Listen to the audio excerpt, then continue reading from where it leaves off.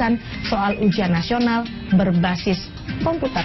Seperti apa? Kita akan lihat bersama.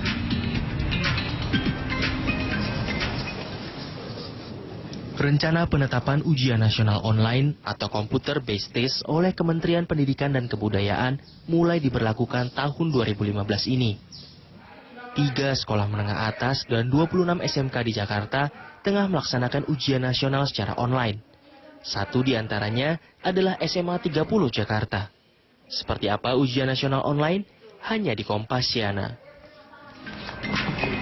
Kami akan sedikit mungkin mengevaluasi apa yang telah terjadi dalam ujian nasional berbasis komputer yang dilaksanakan untuk siswa di tingkat SMA dan sederajat. Bersama narasumber kami yang telah hadir di studio Kompasiana TV, ada Kepala Sekolah SMA Negeri 30 Jakarta, Ibu Helmi Rosana, dan juga kami undang pula di studio Kompasiana TV, PLT Kepala Pusat Informasi dan Humas Kementerian Pendidikan dan Kebudayaan, Pak Ari Santoso. Selamat malam, Pak Ari. Selamat malam, Bu Helmi. Selamat malam. Saya ingin mendengar pengalaman dari Bu Helmi terlebih dahulu, karena menjadi satu dari 3 SMA di Jakarta yang menjalani ujian nasional berbasis komputer, ya Bu? Ya, betul. Lebih enak nggak, Bu, dengan ujian nasional berbasis komputer ini? Ya, saya rasa lebih enak ya. Anak-anak juga menjadi lebih nyaman, lebih santai, karena mereka sehari hanya mengerjakan satu mata pelajaran. Lebih santai untuk siswa, tapi Ya, untuk betul. sekolah ada kendala nggak, Bu? Apalagi di SMA Negeri 30 jumlah komputernya tidak mencukupi untuk semua siswa yang mengikuti atau peserta ujian nasional. Iya, betul. Memang pertama-tama kami mengalami kendala masalah komputer ya. Kami hanya memiliki 70 buah komputer, Ya. Di mana disyaratkan satu komputer itu rasionya 3 siswa. Kami punya 300 siswa, berarti minimal harus ada 100 komputer. Ya.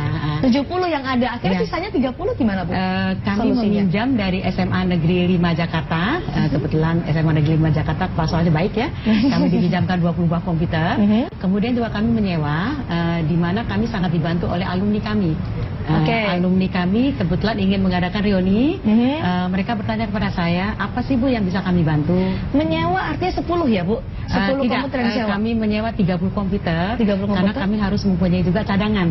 Jadi kalau ada sesuatu yang terjadi dengan komputer yang ada, harus ada cadangan. 70 milik sendiri, 20 dari pinjaman sekolah lain, 30 lainnya menyewa. Iya, betul. Dengan adanya kondisi seperti ini, tujuan UN untuk berbasis komputer kan lebih hemat. Tapi dengan SMA Negeri 30, lebih hemat atau justru lebih boros dengan adanya uang sewa komputer, Bu?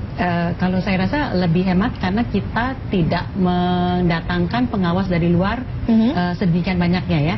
Biasanya Ada berapa pengawas? Biasanya berapa? Sekarang berapa? Biasanya kita ada 18 ruangan kali 2, 36 ditambah 2 cadangan.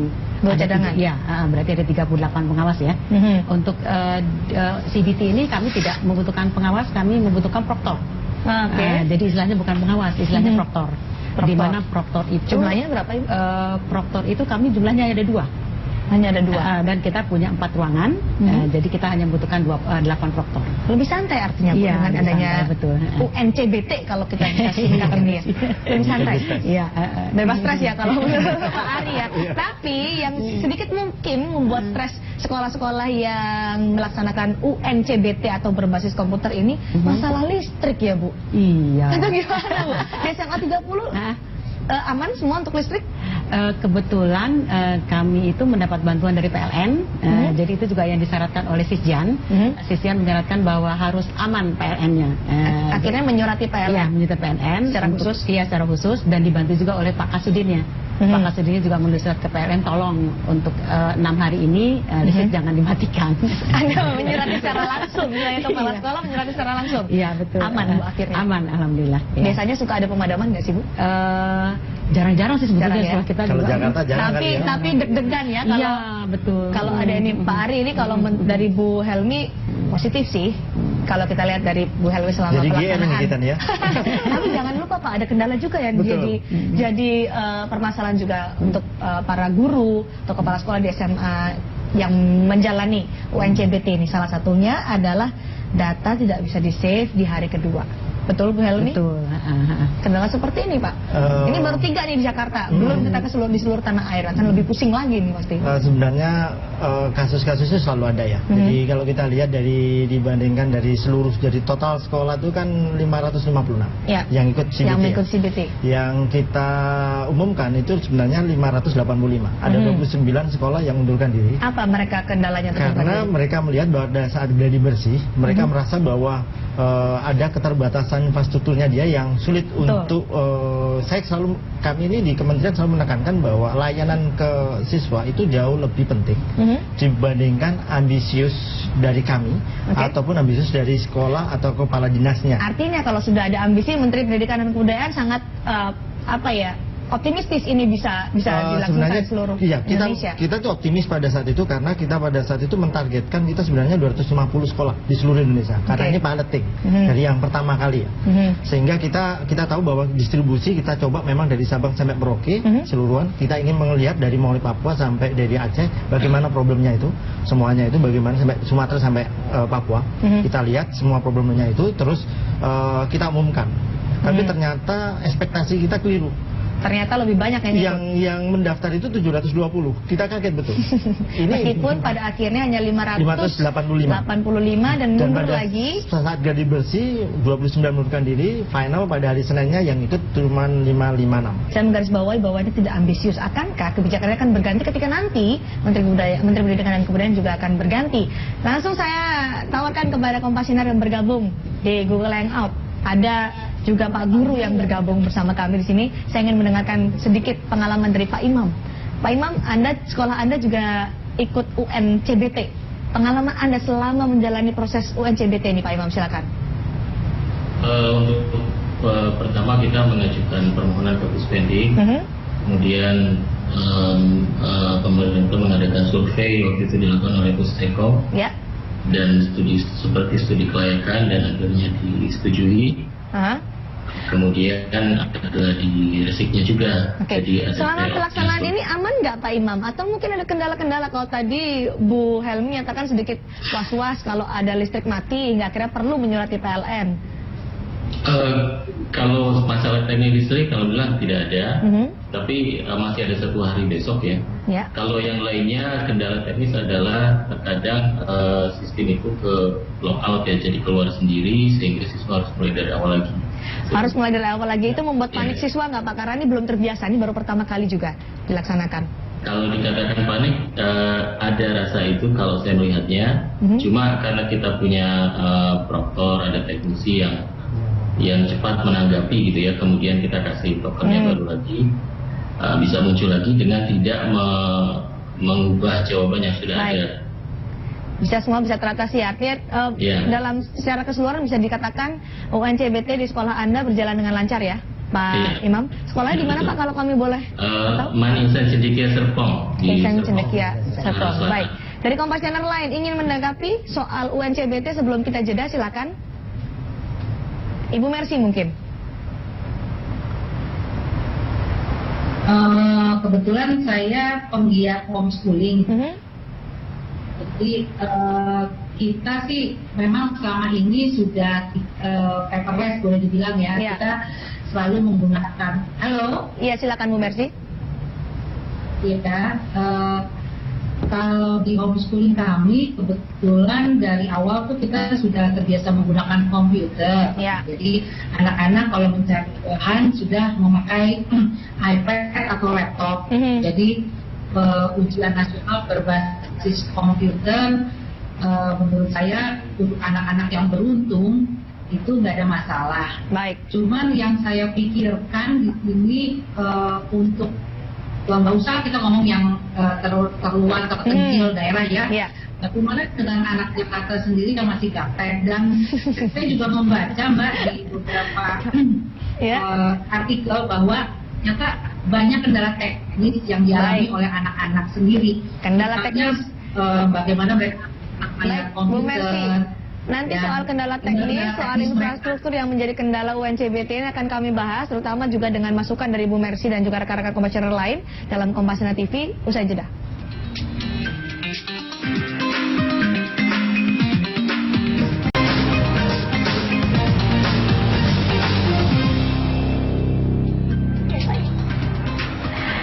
Anda kembali di Kompas Sinar TV, kami masih membahas terkait pelaksanaan ujian nasional berbasis komputer yang tadi menurut Bu Mercy Sihombing menyatakan ada kekhawatiran jika memang akhirnya diberlakukan di seluruh sekolah di tanah air, jangankan di Jakarta, apalagi di beberapa daerah yang infrastrukturnya masih belum memadai. Kapankah ini akan segera diberlakukan di seluruh tanah air? Adakah rencana itu, mengingat tadi menyatakan ini bukan ambisi pemerintah?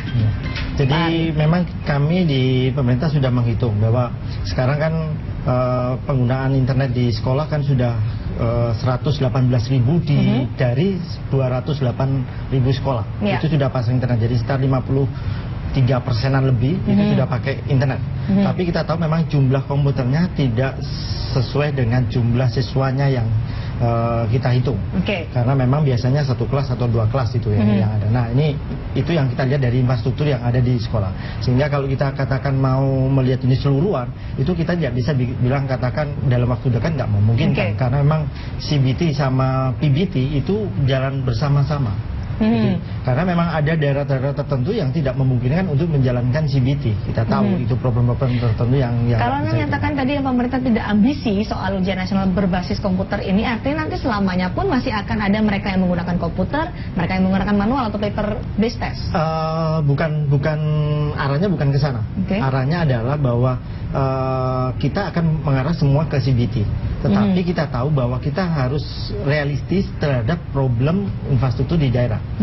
Kita tahu bahwa program pemerintah sekarang mendahulukan, memprioritaskan itu di daerah-daerah 3T, di pinggiran perbatasan dan lain, terutama infrastruktur. Nah, pada saat itulah kita gelar di sana fasilitas sekolah itu dengan menggunakan fasilitas infrastruktur untuk internet maupun pengadaan listriknya juga di sana.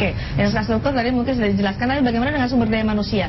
Bu Helmi, di sekolah Anda adakah sedikit ada gagap teknologi? Kalau Bu Mercy mempertanyakan siswa bisa gaptek, tapi mungkin lebih ke guru-guru yang generasinya lebih lama. Apakah sempat ada kendala untuk masalah kalau komputer kalau untuk anak-anak jelas tidak ada kendala ya, mereka sudah maju sekali. Untuk guru memang ada nggak banyak sih, mungkin hanya sekitar 1% gitu ya, yang butuh waktu karena persiapannya cuma 1 bulan Bu untuk betul memang di Jakarta 1 bulan.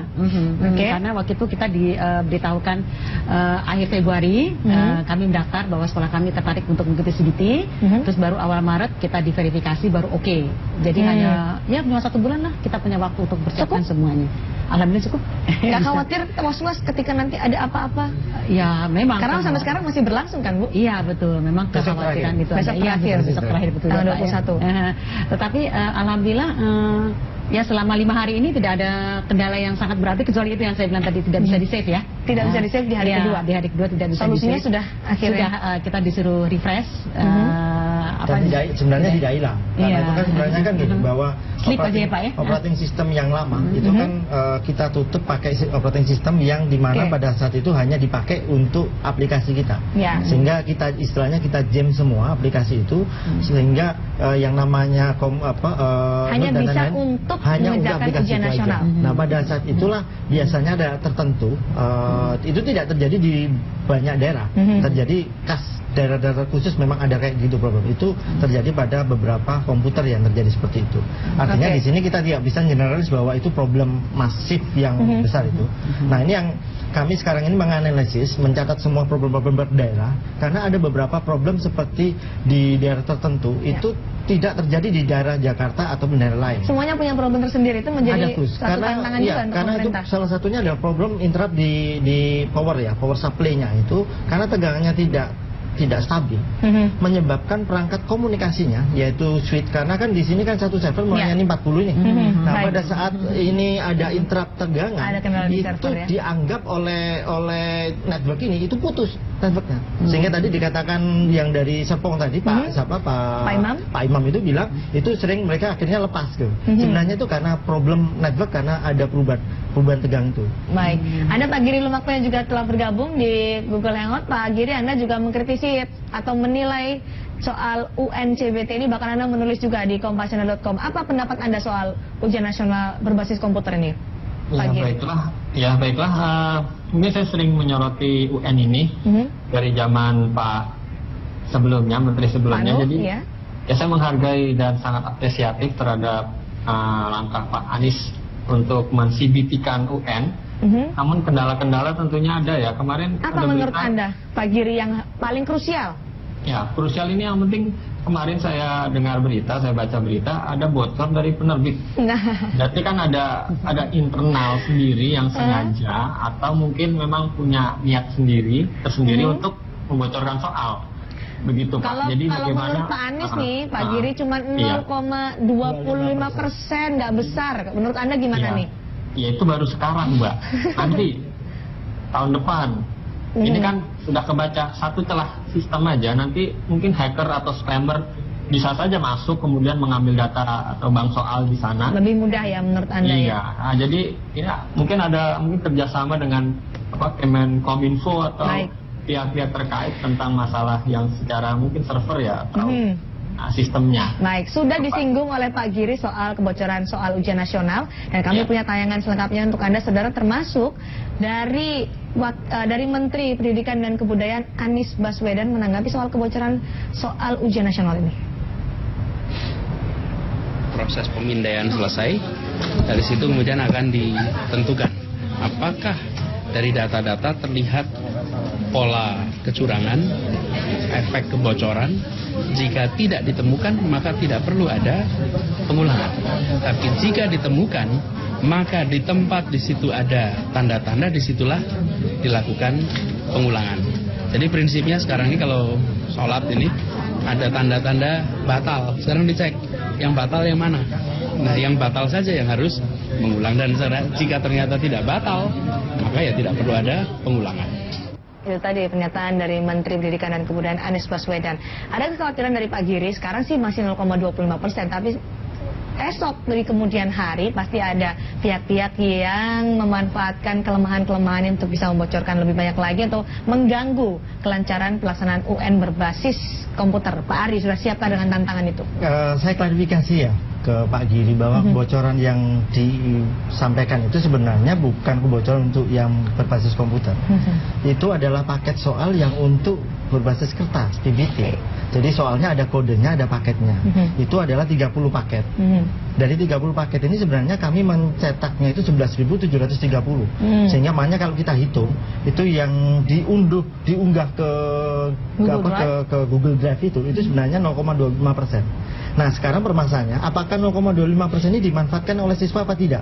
Kan masyarakat masyarakat itu kan hanya melihat bahwa ini memang soal sudah beredar, dianggap sudah di public domain lah. Tetapi permasalahan sekarang, apakah sekarang soal itu dimanfaatkan anak siswa enggak? Nah, itu hasil investigasi dari Mendikbud, apakah sudah dimanfaatkan? Itu kita lakukan, itu kan soal itu sebenarnya ada kode khusus. Itu soal itu dipakai untuk daerah Jogja sama di daerah Aceh. Sehingga ada beberapa pengamat yang mengatakan ini bocor di Jakarta sama persis itu, kami tertawa saja gitu loh. Karena kami tahu bahwa sebenarnya soal itu bukan di daerah untuk DKI, tapi itu di daerah Aceh sama Jogja. Tapi nggak bisa dianggap enteng juga meskipun. Betul, kita tahu bahwa memang itu. Setelah itu kita cek kemarin dari Jogja itu kita scanning dan kita analisis, itu tidak ada perubahan signifikan dari tahun yang lalu dengan yang sekarang. Artinya perubahan kebocoran maksudnya? Bukan, perubahan dari nilai. Jadi istilahnya gini, pada saat kalau soal itu yang tadi bocor itu tadi yang di Google Drive itu dimanfaatkan oleh di Jogja, otomatis di Jogja itu nilainya itu akan meningkat dengan tajam. Sangat berbeda dengan tahun yang sekarang. Nggak ada efeknya lalu. Artinya menurut Pak Ari ya. Begitu dianalisis antara setiap siswa di sekolah-sekolah itu ternyata tidak ada hubungan bahwa dia saling kerjasama, menunjukkan bahwa itu mereka sangat acak sekali gitu. Tidak ada masalahnya Pak Giri menurut Pak Ari. Silakan komentar sebelum kita jeda. Oke, sebenarnya memang kalau begitu masalahnya berarti apakah ini dari penerbit ini mungkin yang dicoba ditelusur oleh pihak Mendikbud sendiri, apakah sudah atau belum?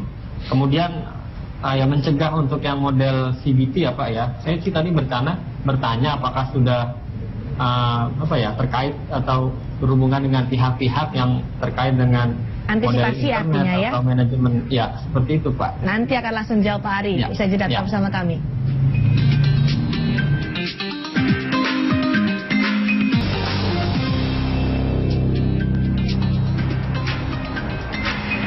Kembali ke Kompasiana TV, saudara, langsung kita persilakan kepada Pak Ari untuk menjawab apa pertanyaan dari Pak Giri atau komentar dari Pak Giri soal antisipasi? Ya, kita tahu memang tadi dikatakan memang itu sebenarnya yang dikatakan bocor tadi memang sebenarnya bukan kalau ada orang menyangka itu ada internal kita, sebenarnya bukan. Dan tapi itu di Google Drive ya, Bapak biasanya usernya betul. yang dan saya ralat bahwa kita tidak menuduh percetakan. Itu yang saya garis bawahi. Pak Menteri tidak pernah mengatakan sama sekali itu. Tapi kemudian melakukan penggeledahan? Penggeledahan itu adalah karena diduga oleh pihak kepolisian. Yang kami lakukan adalah kami melaporkan. Karena kami merasa bahwa ini adalah pembocoran rahasia, kami laporkan ke pihak kepolisian. Itu yang pertama yang kami tekan di sana. Yang kedua, kita tidak mentoleran terhadap adanya kasus-kasus ilegal terhadap UN. Pak Menteri sangat menjaga betul integritas di dalam hal ini. Jadi tidak pernah membiarkan orang yang berusaha untuk melakukan sesuatu perbuatan yang ilegal dalam UN ini. Beliau sama sekali tidak.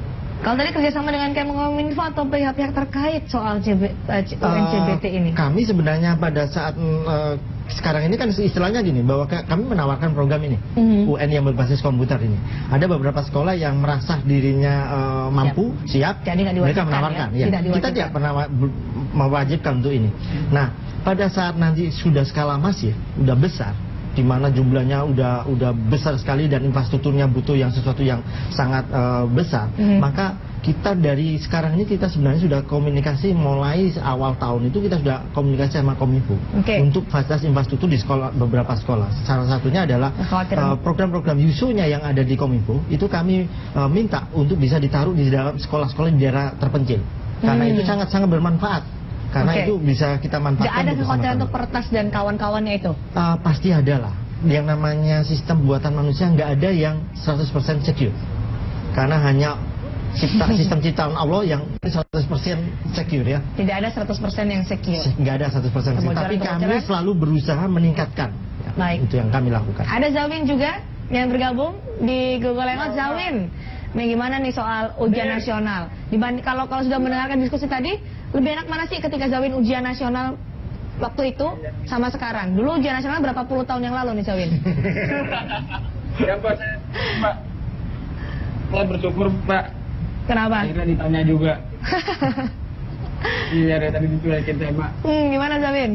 Pengalamannya dulu waktu ujian nasional? Kalau dulu saya ujiannya di pesantren Pak.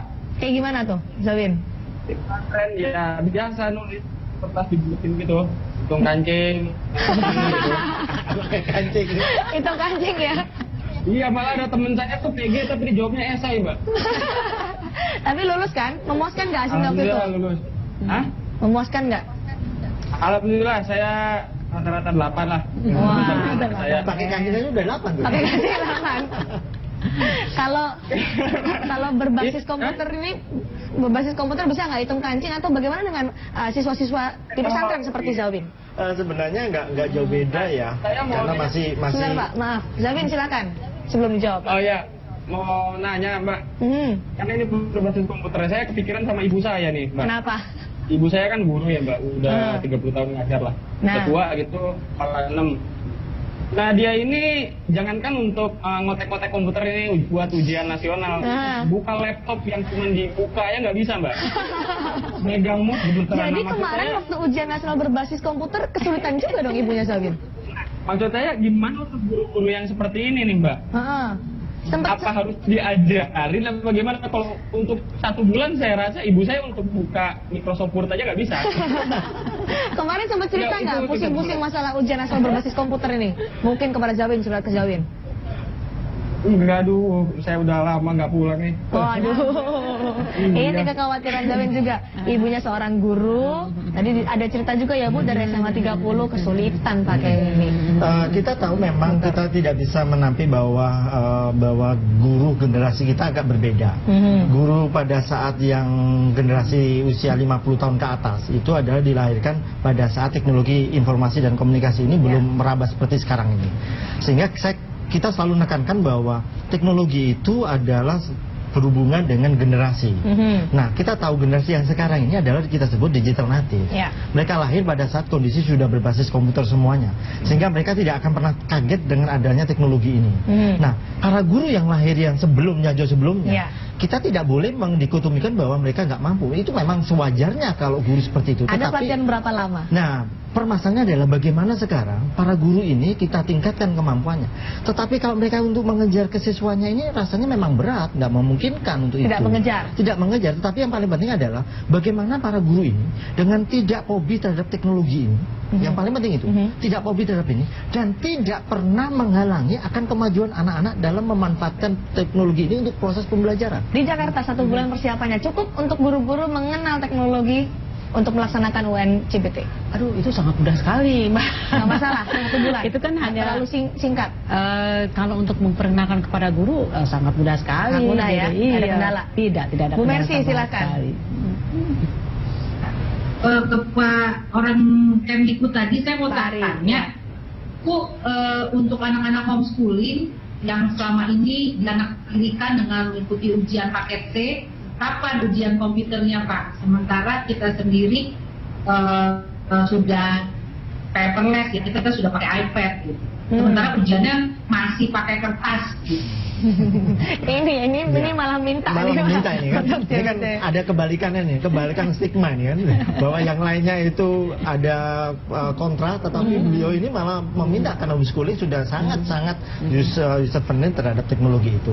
Nah, saya pikir ini harus kita fasilitasi bahwa homeschooling ini, dan nanti ke depan pasti akan Pak Menteri akan sangat konsen terhadap ini. Bu Mercy inginnya segera ya Bu? Tapi nggak mungkin bulan depan. Iya, karena terus terang aja Mbak, ada oknum Diknas yang memanfaatkan kalau kita pakai kertas gitu. Contohnya apa Bu Mercy?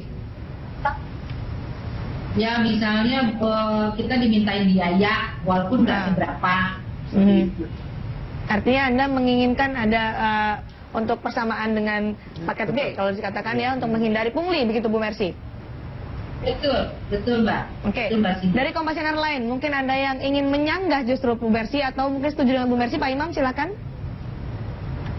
Berarti sebenarnya saya ingin menanyakan yang lain kepada Kemdikbud. Ya. Yaitu kalau saya melihat dalam praktek ujian nasional CBT ini ada perbedaan. Kalau dengan kertas itu kan kertas di bawah, tapi sekarang dengan CBT kertas itu di atas gitu ya. Apalagi kalau kita pakai layar komputer yang besar, itu bisa terlihat kemana-mana gitu loh. Apakah dari Mendikbud sendiri sebenarnya punya desain ruangan yang seperti apa agar tidak sesama peserta tuh nggak gampang melihat kerjaan orang gitu. Emang masih bisa nyontek Pak dengan berbasis komputer Pak? Enggak. Pak Imam. Secara logika kalau layarnya berada di depan kan, apalagi layar sekarang besar-besar, itu kelihatan gitu. Oh, oke. Kekhawatirannya itu ya Pak Imam, nyontek dengan menggunakan layar. Bisa nggak di bawah gitu loh. Baik, nanti akan langsung jawab oleh Pak Ari, mungkin ditambahin juga untuk Bu Helmi sesaat lagi.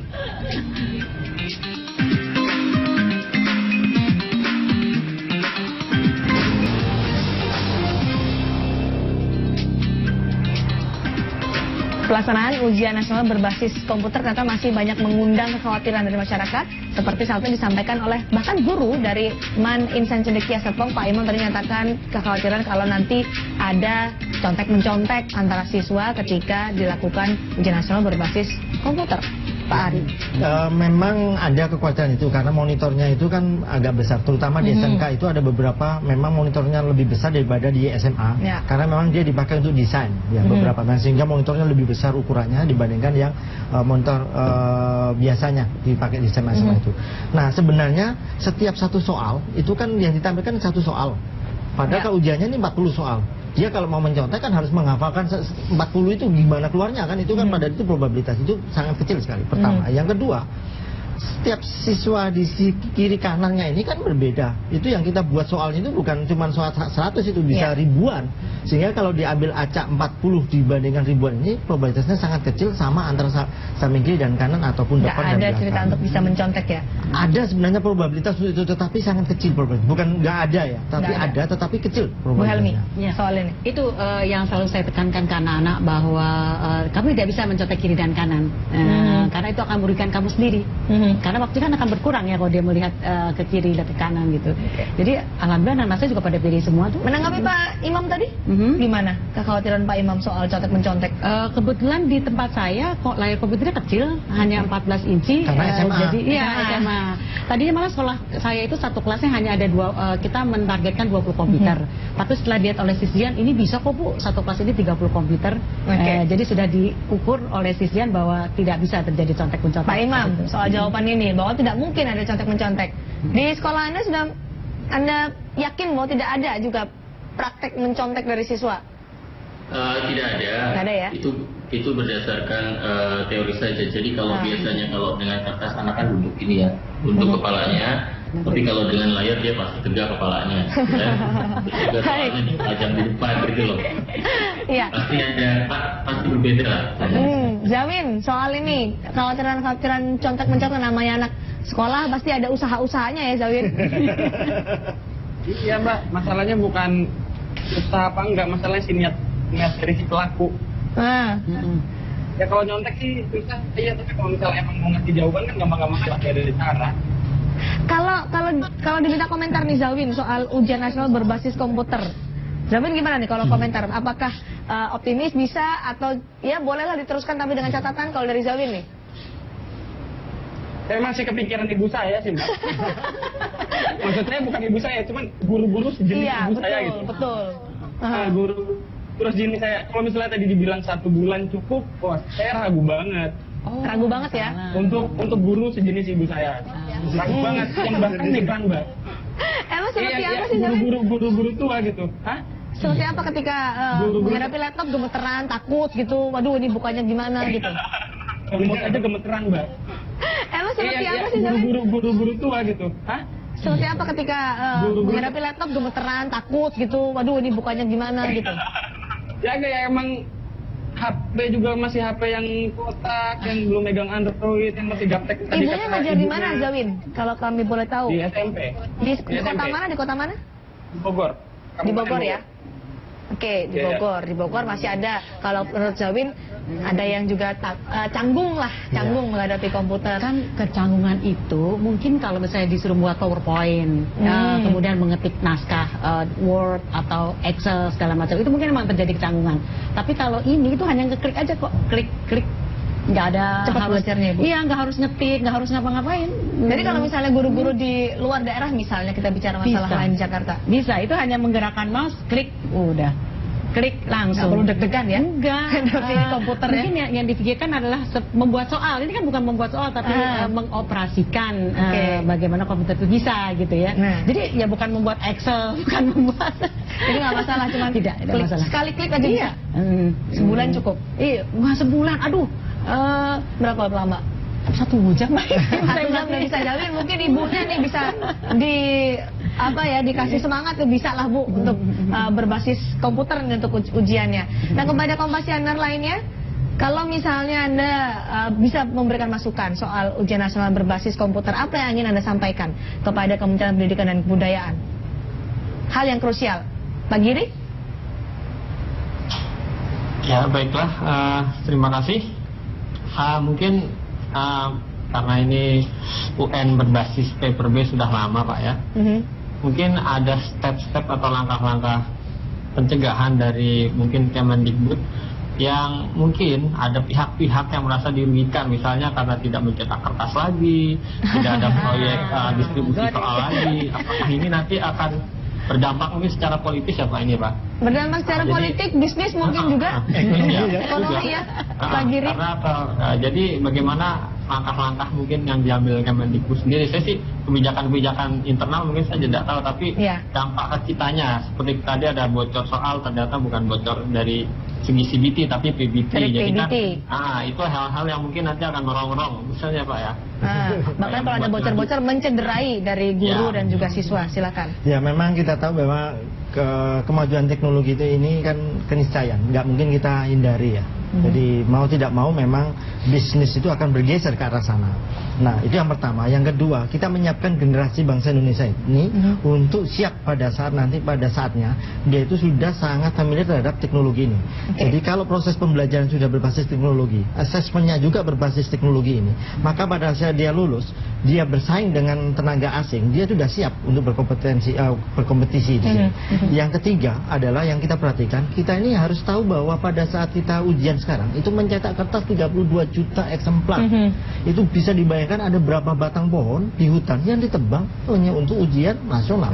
Kalau kita bisa menghemat, itu kita pertama menghemat penebangan pohon, yang kedua penghematan energi. Soal kekhawatiran Mbak Giri kalau ada bisnisnya bangkrut, memang kita harus tahu bahwa ini ada faktor pengurangan di situ. Tetapi kita tahu bahwa ada faktor sisi bisnis yang lain gitu loh. Kita tidak mungkin kita menyetop ini karena teknologi itu adalah sudah keniscayaan harus kita hadapi, nggak mungkin kita hindari. Harus dihadapi. Gitu. Terakhir kepada Pak Imam sebagai guru dan juga Bu Helmi, soal apa yang harus ditingkatkan jika kita bicara masalah evaluasi ujian nasional berbasis komputer. Pak Imam, singkat saja Pak Imam. Oke, pertama pengadaan komputer untuk sekolah-sekolah yang saat ini mungkin belum bisa melaksanakan. Kemudian yang pasti perbaikan fasilitas yang menurut saya semua itu bisa memajukan dunia pendidikan di Indonesia gitu. Kalau fasilitasnya lebih bagus ya tentu mudah-mudahan proses pembelajaran di kelasnya juga bagus. Bu Helmi, sama curhatnya kayaknya. Iya betul sama. Jadi kalau bisa diberi tambahan komputer ke sekolah dan kemudian juga sosialisasinya jangan terlalu cepat kayak kemarin ya. Kemarin hanya 1 bulan saya dikasih waktu. Jadi maunya berapa bulan? Ya minimal 6 bulan lah. Minimal 6 bulan agar lebih lancar lagi ya. Iya betul. Baik, terima kasih Bu Helmi. Terima kasih juga Kompasianer telah bergabung. Ada Zawin, ada Pak Giri, Pak Imam dan juga Ibu Mercy. Terima kasih juga khusus kepada Pak Ari. Ini masukan-masukan dari masyarakat banyak banget dan juga banyak evaluasi. Banyak sekali di sini. Terima kasih Pak Hari. Dan terima kasih kepada Anda saudara yang telah bergabung di Kompasianer TV edisi hari ini. Saya Cindy Sistiarani undur diri. Sampai jumpa.